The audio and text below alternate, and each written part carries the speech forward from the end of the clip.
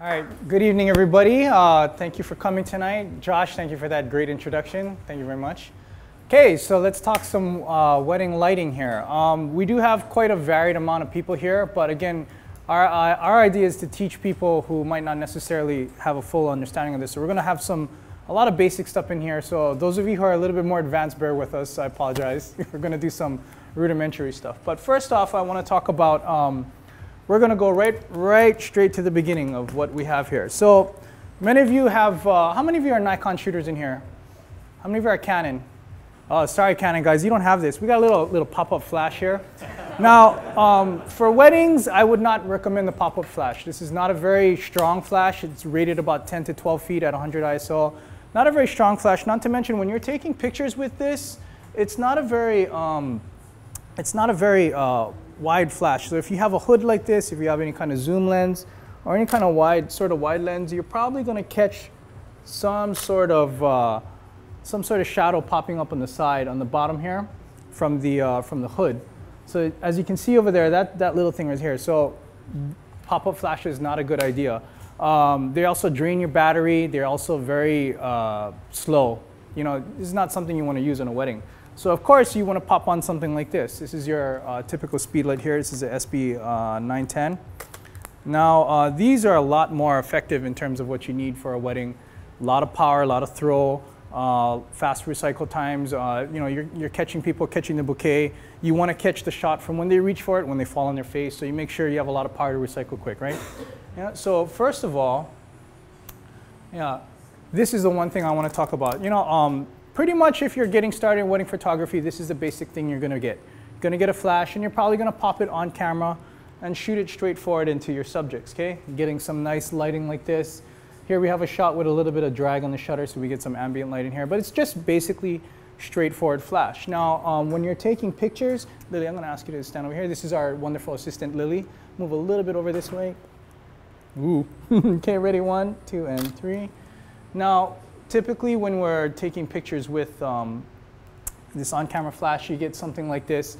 Now, this is not preferred. As you can see, when I turn it vertically, you get the shadows on the side. Yeah, this is what brackets are for. You would usually get a bracket for this to eliminate the shadow.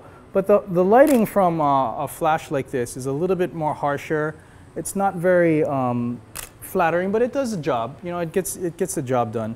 I personally only know one person in the industry that uses flash just naturally straight on the camera and does it extremely well, enough to me to look at her images and go, oh my God, this is unreal. But other than that, it's really difficult to make a picture look better than you want it to with a flash like this, because as you can see, it blows people out pretty fairly.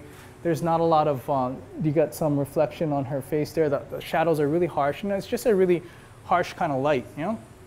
So that's basically what this kind of light does. Now, on your typical speed light, this is the same with the Canons as well. You're gonna have little tiny things like your little wide extender here. So if you need a little bit of a wider shot, I think most of these flashes go to about 17 millimeter. And if you need something wider, if you have a super wide lens, you pop one of these out, just pull out on the top. As you can see there, you get this little plastic dealie here, and this will make the shot a little bit wider, the throw of the light a little bit wider. Not to mention if you're shooting, so again, saying this is not necessarily the most preferred way to shoot people. It's very harsh, it's very strong. If you shooting straight on and you really want it to soften up a little bit, that's what you have this little dealie for. This will help kind of soften up your images a bit. And here we have Lily again, nice smile for me. So as you can see, it's going to soften up the pictures just a little bit, maybe a little too soft. One more time here. Ready, 1, 2, 3. So it's not as harsh as you can see. It's a little bit softer. You don't see that harsh, oily reflection. Not that you're oily, but you don't get that harsh reflection on your face. And this is important because you know what? Not everybody might hire a professional makeup artist. Some people are just naturally oily. So if you get this harsh light on them, you're going to see all that stuff, the sweat reflecting, you know. The softer the light is, the more flattering it is for your brides, okay? Because this is a wedding lighting workshop. So that's the thing what we want to worry about is making sure the bride's not like, oh, I'm shiny, I don't have my powder. It's very upsetting to some people sometimes, you know? So in addition to this, I believe the Canons have one as well. There's a little diffuser you can pop onto this. and that's also going to help soften up your lighting a little bit. The full-on flash is not necessarily a bad thing. If you're shooting into the sunlight, you want this nice and as strong as you can get it. You need a lot of light to fight the sun. So shooting it forward is not necessarily a bad thing. If you have a must-have location and it's really, really dark, anytime you use any sort of accessories on it, you're going to drop the power quite a bit. So you want to have something nice and strong here. So it's not necessarily bad to have the straight-on flash. It's just not as flattering. Okay. Now, when we're using straight-on flash for portraits, unfortunately, I'm sorry, I don't have any samples for this, but if you really must have a location and the lighting is not quite there, you get a lot of shadows in the eyes or a lot of unwanted shadows on certain sides of the faces, this can fill very nicely. Normally what I would do is shoot about a stop under in terms of overall exposure, and it'll fill in the shadows very naturally, and it shouldn't create too much of a harsh light, and should have a nice fill so that the shadows are not typically that crazy for you. More often than not, shadows are not too good when you're doing like family photos or anything like that. Everybody doesn't want the artsy photo to send to grandma. They want a nice, clean desktop photo. You know? So if you're in a spot that the couple really likes or you really like, and the lighting is not quite there in terms of shadow quality, this is a really good tool to help fill in that light a little bit. So again, just under about a stop, and you get some nice fill to really even out that natural lighting. You know? Now, the only problem with this is that, again, it's a little bit harsher, okay? Now, when we're taking pictures, as you can see, it's very strong light. Yeah, you see all the reflections that I was talking about in your cheekbones. More often than not, your whites are going to blow out. It doesn't matter what camera you use. You're going to have quite a strong light there that's going to, anything that's really reflective or really bright is kind of going to lose its detail a little bit, you know? So that's when you get bounce. Okay, so for those of you who don't know, bounce is basically when you turn it up, okay? When you turn the flash up, you can basically take the light on the roof, preferably a white roof.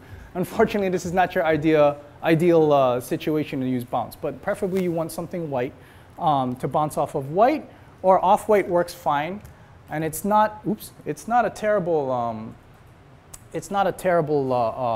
difference when you have a pearl or cream color. Some walls you might be in an event might be a little bit off-white, might not be 100% white, but basically any light colored walls you have will do some nice bounce for you, as you can see here.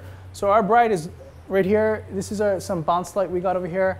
Much more softer, as you can see. You don't see that harsh reflection on their faces. You don't have that that really sharp contour on the shadows under their chins and whatnot. It's a lot more softer over here. You know? So bounce light is normally the preferred kind of light that most wedding vendors use. It's very flattering for the bride, makes the pictures look really nice. Everybody looks really vibrant and not harsh, and you don't see all the sweat that they had from walking down that really hot aisle, or the photographer that made them stand in the pose in the sunlight for 10 minutes. You know, she's happy now. She was mad at me, but you guys can't tell because I got the light on her. No, just kidding.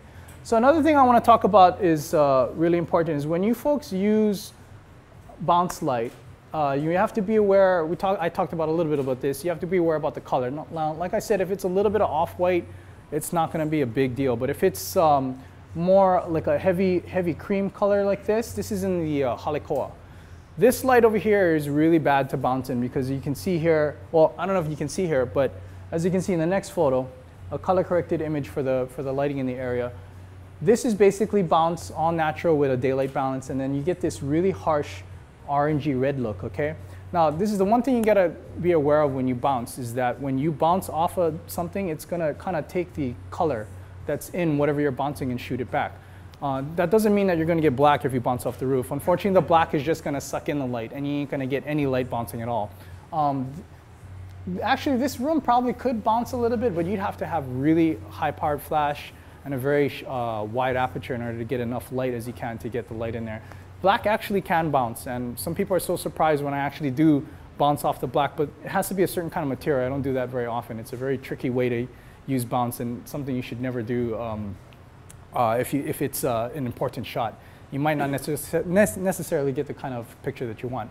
So yeah, be aware when you bounce, make sure your color is nice and as clean as it can get it. If not, you're going to have to do some editing work here in order to prepare the shot and make it a little bit nicer. See the difference there? Yeah. Another thing I wanted to talk about was light traps in the ceiling. Now, as you guys can see here, we got a lot of steel beams in the roof here. Now, this is important. If you guys are out at an event and you're taking pictures and you want to use bounce, you need to be aware of things like what's right above in the middle of the room right here.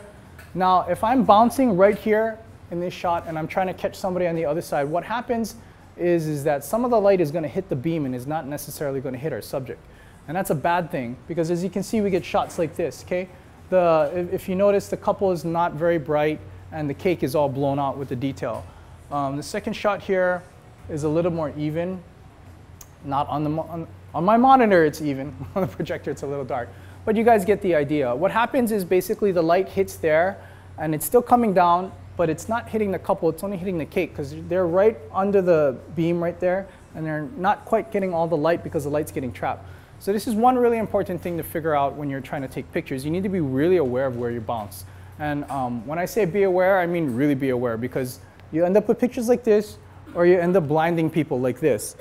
Right, Lily? Yeah, no, I'm going to do it. I'm just kidding. I already did it to her earlier. I give you a 1 second warning. I'm sorry about that. Yeah, so light traps. Be aware of that when you guys are bouncing. The bounce is a great tool to use, but it's very tricky. You know, light, think of light as something dense. It still has to penetrate things. So if you have a beam in the way like that, it's not going to hit like this or like this. And it's going to have this really half lighting effect. And you're going to be sitting there like, why aren't they being lit? And you got to look up like, oh, something's blocking the light from bouncing. You know? Basically, the reason why bounce looks so good, how many of you are familiar with soft boxes, any studio lighting? So yeah, basically the reason why bounce is so good is you're basically making a giant softbox. You're going to hit here, and then it's going to come back to your subject, and it's going to be nice and big and bright. And basically, the key to soft lighting is a big light source close to your subject. The brighter the light source, the closer to your subject, the softer the light is. Okay, so that's basically why bounce light looks so great.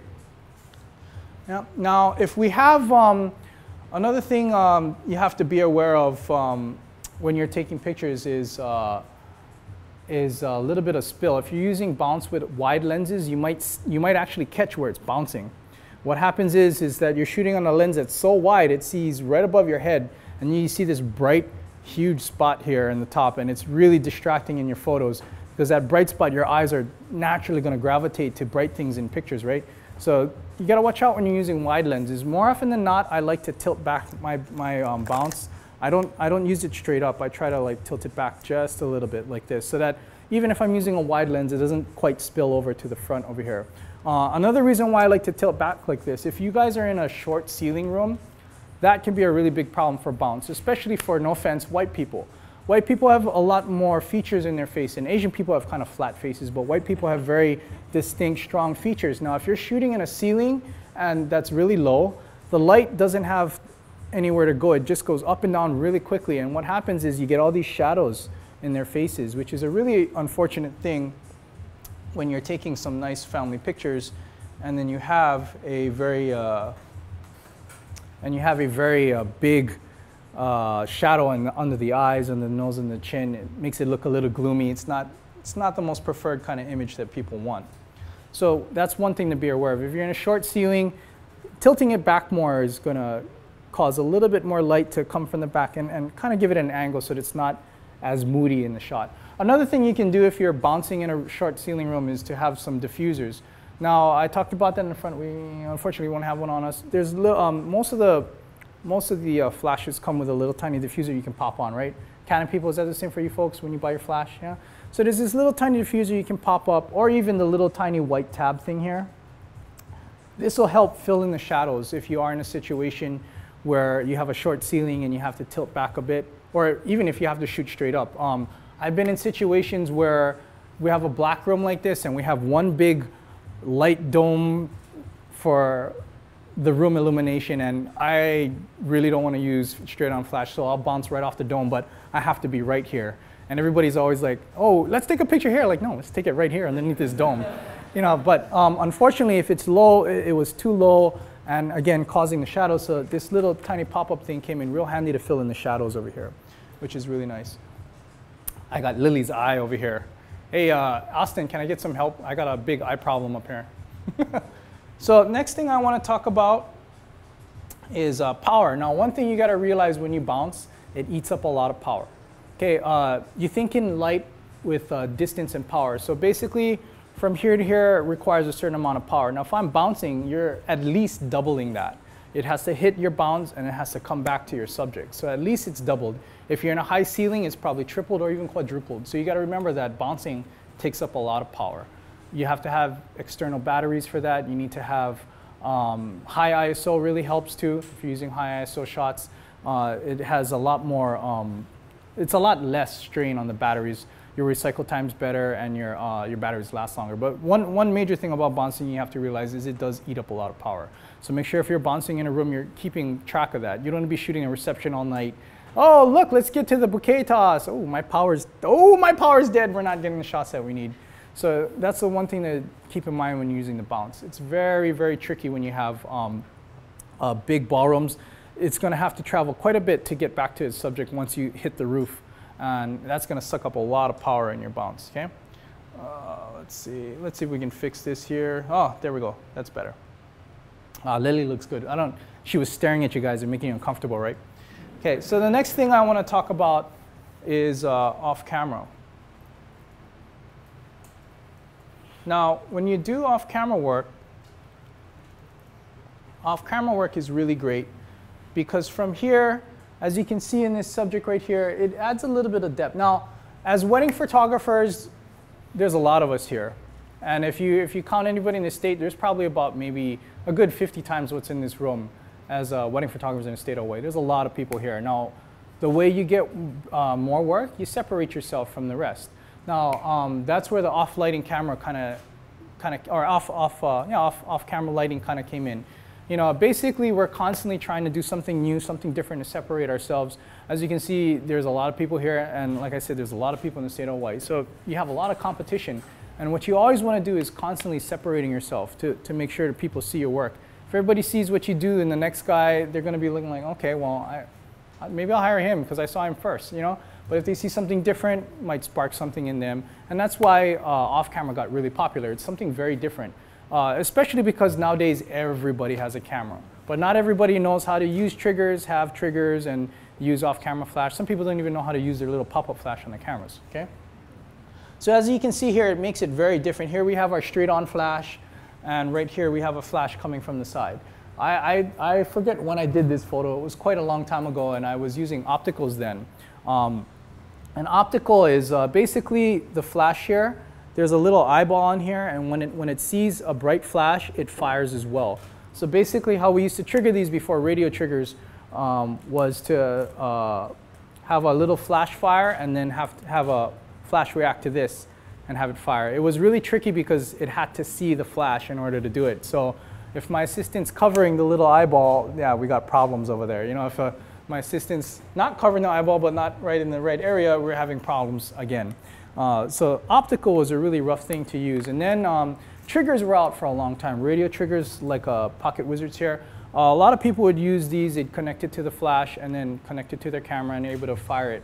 But a lot of these triggers were expensive back in the day. They've come down quite considerably in price. But we still had the problem that people didn't really know how to use these. Later, Canon and Nikon came out with their own remote trigger systems for their flashes. And that included infrared. But there was still a problem of line of sight. It was a lot more accurate than the optical, but it needed to be right there. So if you're shooting pictures, and let's say my friend Ikaika is taking pictures back there, okay? But the flash is right down here, and we got our gentleman over here, you know, blocking our line of sight. Yeah, the infrared ain't gonna catch. So we still had a problem of being able to see the flash, and the camera had to see itself before the thing fired. So that's why radio triggers are very popular. Radio triggers do not need line of sight. They don't even need to be in the same room. I've used Pocket Wizards and been in 2 hotel rooms away. I remember when I first bought my first pair, I was trying them out, and they cut through 2 hotel rooms, and I was still blinding people accidentally. Like, oh yeah, taking pictures of the groom, hey, smile. And then the bride's like, why does this thing keep flashing in my face? So yeah, that was good fun to use, a lot of good stuff. But yeah, that's how the radio triggers became really popular when you're taking pictures. Now, what's really popular right now is what I wanted to talk about is we have our TTL radio triggers. This is the newest thing now, being able to have through the lens metering off camera. Normally that would have to be on camera for the camera and the flash to talk to each other in order to get the light out. But now we have little triggers that can talk to the camera and the flash very far away. How many of you understand what TTL is? Know what that is? Only a few. Okay, so TTL is basically short for through the lens. Basically what happens is that the scene goes through the lens and it meters the scene, talks to the camera, and communicates with the flash in order to get the best exposure for your scene. Now, the reason why I wanted to talk about the TTL trigger right here is only because that it's actually very difficult to do off camera with TTL. And if anybody tries this, you'll find out why. Basically, the way the metering system works is it's taking an average of your scene, right? It takes everything into account and it tries to figure out the best scene for you. Like, oh, okay, there's a lot of white in here, let's make it a little brighter. Or there's a lot of dark in here, let's make it, well, actually reverse that. It's a lot of bright in here, let's make it a little darker, and vice versa. So the problem is that if the flash is off camera, it's not necessarily lighting up the whole scene. You might be lighting up your subject. When I first bought these, the problems that I encountered was that the camera did not know, or rather the flash did not know when to stop. Basically, it's facing at what I wanted to shoot, but it's not knowing how much power to adapt to it. All it knows is that the scene itself is not normal, and it's trying to get to normal. And what happens is it overpowers the scene. So using the TTL triggers, it's not necessarily a bad thing, but you have to understand how they work before you kind of start taking them in the field, because these are really tricky. I was so excited when these came out. I bought 5 of them immediately. I don't even use TTL on these. I keep the flashes on manual and just fire them. It's a lot easier. I could have saved money and bought me a couple of these, but it was so exciting when it first came out to shoot through the lens metering on top of a radio trigger. I still use it from time to time, basically in very even situations if I'm doing wide light. But if I'm doing any sort of like super contrasty backlight like this, or anything that has to do where the flash can't fully light the scene, I try not to use it because the flash gets a little confused. But as you can see here, the radio triggers allow for a lot more different kind of pictures when you're taking pictures. It doesn't necessarily have to be on the camera anymore. You can move it on the side. You can move it behind our subject over here, as you can see. Basically, this shot over here, this is actually an accident shot. I had my other trigger, as you can see on the right, lighting up the side over here. That's not the sunlight. That's me accidentally not remembering to turn off my trigger. But it added a nice little effect over here. But basically what I did was I had the flash at full power into the bride, and what it did is cause this little ring light around them, and it also bounced backward and filled a little bit into the room. The little accident light filled the room too as well, so it had a little nice effect there. You'll notice that a lot in wedding photography. There's a little happy accidents. Oh, my flash didn't fire. Let's make it black and white. Oh, happy accident. Yeah, look, it looks good. Very nice here. Yeah. Another thing that's great with radio triggers is the distance. Yeah. If you're gonna do bounce light, a lot of you are gonna do bounce light. It's one of the easiest lights to do. It's very flattering again for the bride, but you have to be right there. Now, in a scene like this, I didn't really want the whole room lit. I wanted the center to be on the couple. So the radio triggers really helped in the fact that I was able to hide the triggers in the end and shoot the light into the couple in the front without disturbing the people in the front. I didn't want the scene to be muddled with all the lighting up all the people in the audience. I just wanted them. So here I am in the back. I don't have to bounce the light and figure out how to throw it from where I am into the front. Also catching all these people. The lights are just on the side with the triggers lighting up just that one area and giving it a nice ambiance while centering the couple over here, as well as the videographers and Nick back there. I think Nick's in there. You can see Nick, the bald guy. He's still in the shot. He's outside. He doesn't hear me talking about him. Anyway, okay. Now, another thing, basic flash, what you want to do is you want to fill in the shadows. So here we have a nice silhouette shot, okay, over here of a couple. Now, anytime you have a shot like this with, this is actually, of course, on purpose. But in case you want to see the couple, of course, flash is really nice. So And having the off-camera flash makes it a little more different. Again, different. Okay, you have a lot more contrast in the shots here, a lot more depth. Again, Asian faces, kind of flat. You see them a lot more prominent now. You got the cheekbones sticking out. You know, you can see their chins. One big thing about taking pictures of people. I'm just gonna try to turn off the light real quick so we can. Oh, you interrupted me. Oh. I'm sorry. Hold on. Oh, is that much better, folks? Better. Hey, thanks, Austin. Yeah. So basically, right here we have a lot more contrast in depth in the couple. Now, basic headshot photography or portrait photography is you want to accentuate their chin line here. Okay. If someone's chin disappears, it looks like their neck, making them look fatter, and then people don't really like that. Yeah. I actually do a thing. I do this to help make people uncomfortable so they get comfortable later. But I tell them, I want you to stick your head like a chicken, and they look at me like, what? And I say, stick your head like a chicken, and I make them do it really exaggerated like that. But if you do it very, very slightly, you can see their jaw separate from their neck. And when you have, even if you have regular natural light here, you can see the jawline more, and that accentuates their face a little bit more, and it's not so flat like that, making them look a little bit fatter. But the off-camera flash can do that nicely as well, even if you're not doing the chicken face. You have over here, again, contrasty light. You can easily see their jaw lines. You can tell that their jaw is not connected to their neck. You know, nice separation here and a lot of depth in their faces, you know. Okay, a similar shot over here like this. This is shot with, instead of really bright background. Now, the nice thing about off-camera flash, it doesn't need to be one flash. Now, if I'm shooting pictures with this right here, all I got is this is the wrong flash for this camera, but I'm going to put it on anyway. The sad thing about these is that all you got is this. You got that one flash. Now, this is like a 4 o'clock in the afternoon light. This is some of the harshest light you're going to see as a wedding photographer. The light is basically going right back into your camera. This is not always the best thing to use, especially when you're doing very low ISO. You're trying as hard as you can not to blow out the image.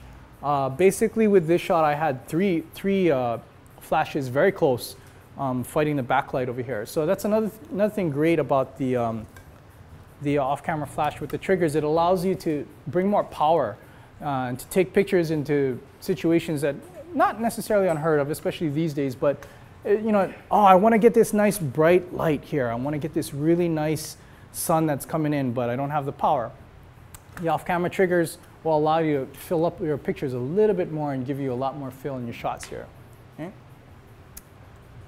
This is another thing that I wanted to show you folks. This is, anybody tell me what kind of light this is?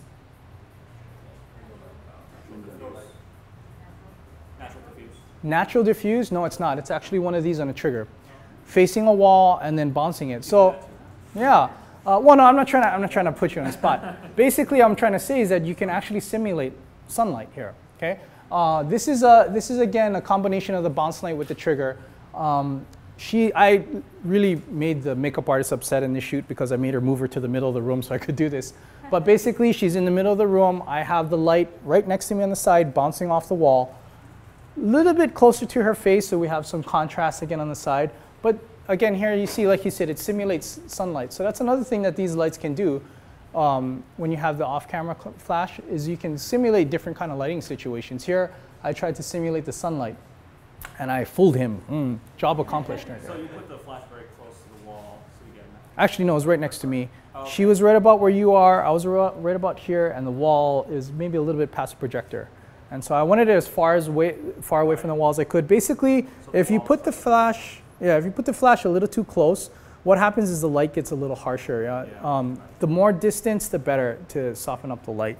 Yeah? So again, being able to take off the flash from the camera really changes your dynamic in your shooting. As you can see here, like I said, you can trick people into making like pretend it's daylight when it's really not. This was actually about 4 o'clock in the morning. It was pitch black outside. We had no daylight, which is why I had to do this, because I was really mad. I was like, oh, I don't have those nice sunlight pictures coming in from the window. I'm gonna have to make my own big sunlight window.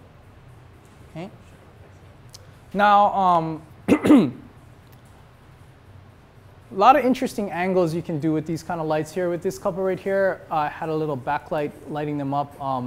I had a gel on the light too to try and match the ambiance of the room so that it didn't separate too much. But as you can see for this shot right here, there's a light in the back and it's shooting in the couple and it's lighting up her veil. So the off-camera flash really changes the dynamic of your pictures, because you can pretty much put that anywhere and really change the kind of light that you're kind of shooting in. And instead of just having that on-camera straight-on flash, or even just bounce pictures, this is at the Hilton. If I were to bounce this shot, it would have illuminated the whole room, and it would have killed the feeling of this shot with just that whole I'm alone with my wife. People are watching, but this is just us. We're enjoying our time here. If I lit up the whole room, you would be able to see everybody taking pictures, and people who are drinking, not even paying attention to the first dance.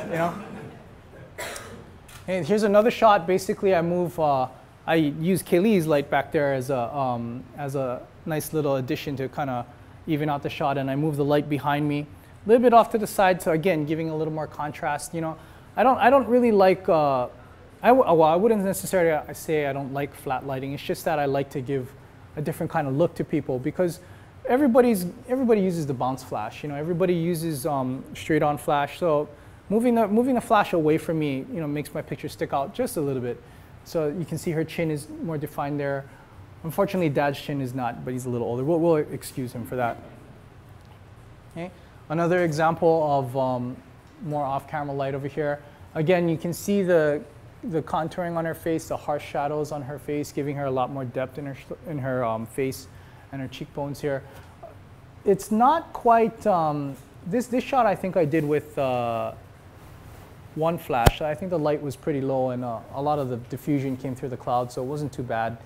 I didn't have to fight it. But again, changes up your look in your images. It's not that straight on flash that everybody's using. It's not, well, basically that's all you can do in this situation. You can't bounce outside unless you bring a big bouncy thing with you. And I have done that, and trust me, it's very annoying to do that. Yeah, off-camera flash really changes the dynamic of your images over here. I'm going to keep repeating that all night, because basically that's what we're talking about, changing the dynamic of your images. Again, sticking out. This is how you're going to have clients look at you and be interested in your work. When you stick out, you make yourself look different from people. This shot right here is another backlight shot. This shot is really interesting because basically I use the floor as a little kind of soft, I basically bounced off the floor. So my assistant was actually holding the light and aiming it at the ground. Well, not quite at the ground. She had the little diffusion thing on there so that it would give them a little bit of highlight, but mainly her flash was kind of tilting down so that it would hit the ground and bounce back and fill up their faces just ever so slightly. Okay? Changing the dynamic again, as we say, right? Changing it up, Can I get this with on-camera flash? Can't get this with bounce. Definitely can't get that with the little pop-up flash dealie over here. I guess you could if you timed it, if you had somebody in the back with another pop-up flash and you go, okay, ready, 1, 2, 3. Oh, no, we didn't get it, let's do it again. But that's a pain in the ass, and we have a very strict timeline on a wedding day, so we don't have time to fool around like that. This is not just for wedding couples, this is for other things in the wedding day as well. Use this to illuminate the dress over here because I had no idea how to shoot this. I was very upset again at a morning wedding. Please don't hire me for morning weddings. I don't like the light in the morning. I have to create this. It takes more time and I stress out. But then I get nice shots like this, so I guess it's okay. It evens out. Basically, I just put the light behind that thing and I'll let the shadows come out. The little square dealies over there create nice little shadows. So it's not just for couples. You can do a lot of changing dynamic for other things in your pictures. So your dress shot here. This is at the Hyatt. They have these really neat dealy things that look really nice in the room and hide the ugly air conditioners. So basically, I stuck the light in the back again and I shot it through, lighting up the dress a little bit and causing these cool shapes to pop out. Yeah. Okay. Another shot we have over here. Giving a nice contrast into the boards over here. The actual boards did some nice fill for the couple too, something that was unexpected for me. I didn't expect to see that. Happy accident, yeah. Weddings are full of these, Okay, again, another dress shot. This is a mixture of daylight and flashed with a gel on it, a tungsten gel on it, in order to bring out the blue from the low daylight shot over here. Again, the shot, the flash is inside, bouncing off the roof a little bit. Off to the left, you can't really see it because I'm hiding it behind the door. But basically, it's coming down, and that's why you see the shadow underneath the dress over there. Again, off-camera flash, remote trigger in a separate room, no line of sight. We don't have to worry about the opticals here. Oh, one thing I'd like to mention for the Canon actually does have a radio trigger in it. So it's really good way to save yourself some bucks here. A lot of people are Canon, so I believe this is a 600, yes, a 600 EX. The Canons actually have built-in Wi-Fi for or built-in radio triggers in the flash, so you're able to control other flashes. You just got to buy a lot of flashes, and Canon speedlights are expensive. Another shot here, we have a bridal party over here. Trying not to make the light flat again, giving the bridesmaids a little more contouring in the face, a little more depth. What's So light what did you modifier? do on that one? Yeah, what? What? On the last one? Yeah, it's the first one. So what light modifier did you use for this one? Just the... One light. Coming from the left side, I believe, or their left side, my right side. Yeah. Just one light. Real simple. I didn't have to fight a sunset, you know, so one light was enough.